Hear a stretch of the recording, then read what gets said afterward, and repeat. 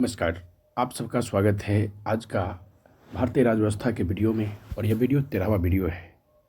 अगर आप चैनल पे नए हैं तो चैनल को सब्सक्राइब कर ले, या फेसबुक पेज पे देख रहे हैं तो पेज को फॉलो कर ले, ताकि आपको समय ब समय वीडियो की जानकारी नोटिफिकेशन के माध्यम से आप तक पहुंचता रहे।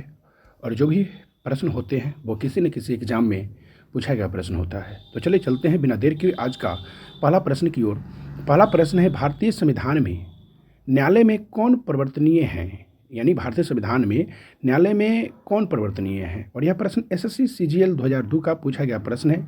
तो ऑप्शन ए मूल अधिकार, ऑप्शन बी नीति निर्देशक सिद्धांत, ऑप्शन सी प्रस्तावना, ऑप्शन डी मूल कर्तव्य। तो ऑप्शन ए मूल अधिकार।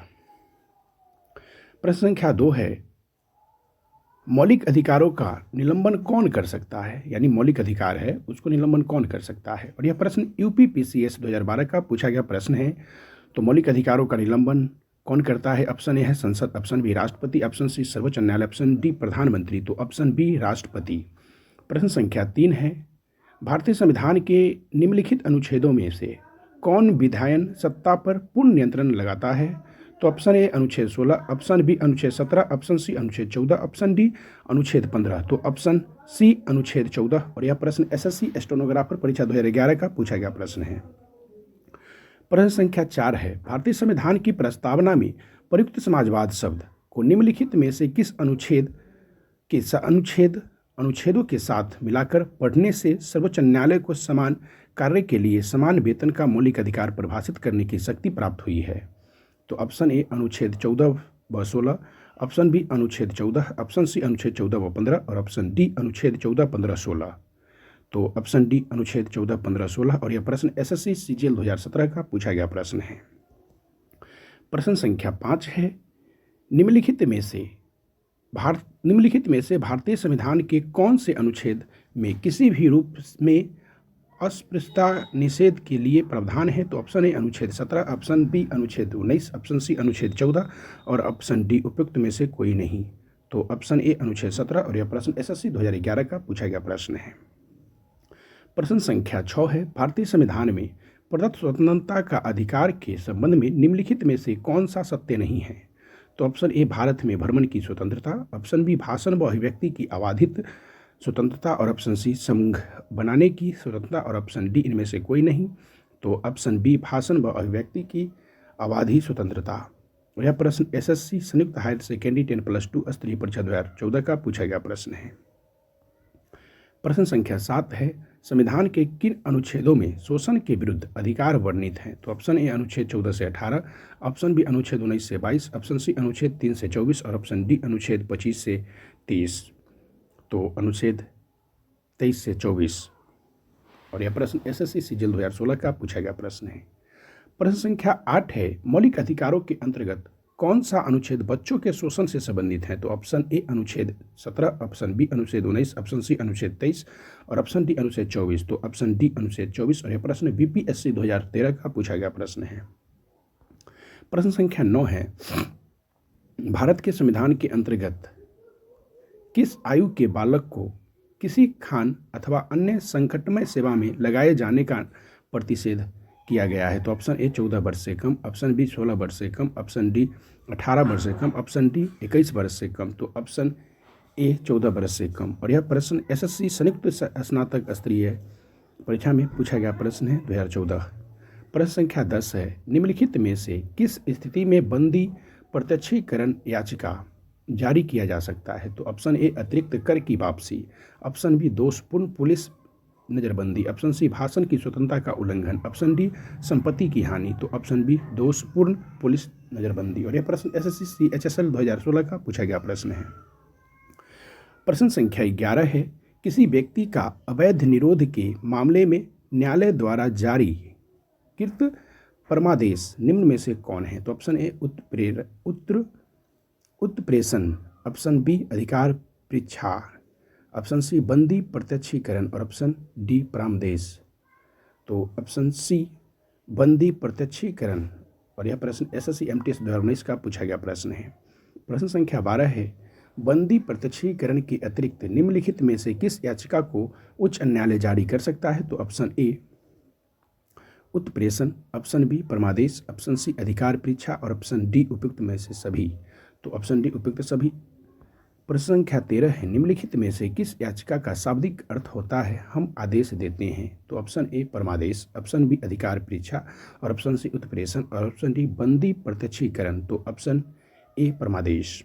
यह प्रश्न आरआरबी एनटीपीसी 2016 का पूछा गया प्रश्न है। प्रश्न संख्या 14 है, निम्नोक्त समादेशों में से कौन सा समादेश किसी अवैध व्यक्ति से सरकारी पद को बचाने के लिए जारी किया जाता है? तो ऑप्शन ए निषेध्या, ऑप्शन बी अधिकार परीक्षा और ऑप्शन सी उत्प्रेषण और ऑप्शन डी परमादेश। तो ऑप्शन बी अधिकार परीक्षा।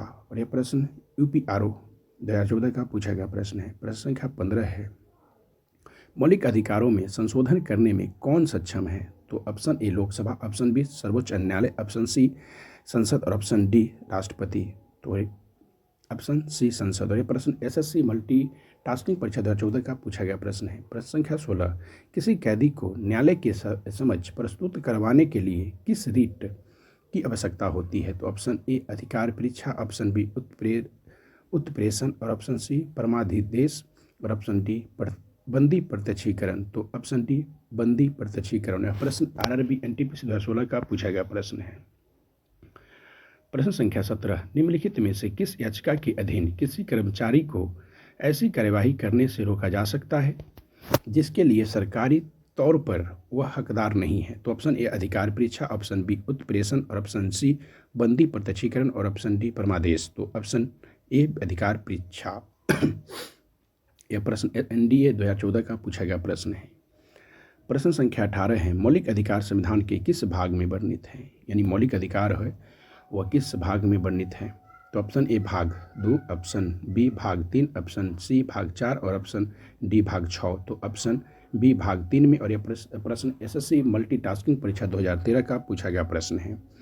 प्रश्न संख्या 20 है, मूल अधिकारों को सर्वप्रथम किस देश में संवैधानिक मान्यता प्रदान की गई? तो option A Britain, option B Bharat, option C संयुक्त राज्य अमेरिका और ऑप्शन डी फ्रांस। तो ऑप्शन सी संयुक्त राज्य अमेरिका। और यह प्रश्न आरआरबी एनटीपीसी 2016 का पूछा गया प्रश्न है। प्रश्न संख्या 20, डॉक्टर भीमराव अंबेडकर ने भारतीय संविधान के किस भाग को सर्वाधिक आलोकित भाग कहा है? तो ऑप्शन ए भाग 4, ऑप्शन बी भाग 1, ऑप्शन सी भाग 2, ऑप्शन डी भाग 3। तो ऑप्शन डी भाग 3। और यह प्रश्न बीपीएससी 2018 का पूछा गया प्रश्न है। प्रश्न संख्या 21 है, स्वतंत्रता का अधिकार संविधान के किन अनुच्छेदों में वर्णित है? तो ऑप्शन ए अनुच्छेद 19 से 22, ऑप्शन बी अनुच्छेद 23 से 24, ऑप्शन सी अनुच्छेद 25 से 30 और ऑप्शन डी अनुच्छेद 14 से 18। तो अनुच्छेद 19 से 22। और यह प्रश्न एसएससी स्नातक स्तरीय परीक्षा 2010 का पूछा गया प्रश्न है। प्रश्न संख्या 22, अनुच्छेद 19 में वर्णित स्वतंत्रताएं निम्नलिखित में से किसको प्राप्त हैं? तो ऑप्शन ए भारत में पैदा हुए सभी व्यक्ति को, ऑप्शन बी केवल भारतीय नागरिकों को, ऑप्शन सी भारत के निवासियों को, ऑप्शन डी उपयुक्त सभी को। तो ऑप्शन बी केवल भारतीय नागरिकों को। और यह प्रश्न आरआरबी एनटीपीसी 2016 का पूछा गया प्रश्न है। प्रश्न संख्या 23, भारतीय संविधान का अनुच्छेद 21 को निम्नलिखित में से किसके विरुद्ध संरक्षण प्रदान करता है? तो ऑप्शन ए केवल विधायक के विरुद्ध, ऑप्शन बी केवल न्यायपालिका के विरुद्ध और ऑप्शन सी कार्यपालिका तथा विधायिका दोनों के विरुद्ध और ऑप्शन डी केवल कार्यपालिका के विरुद्ध। तो ऑप्शन सी कार्यपालिका तथा विधायिका दोनों के विरुद्ध। और यह प्रश्न एसएससी 2017 का पूछा गया प्रश्न है।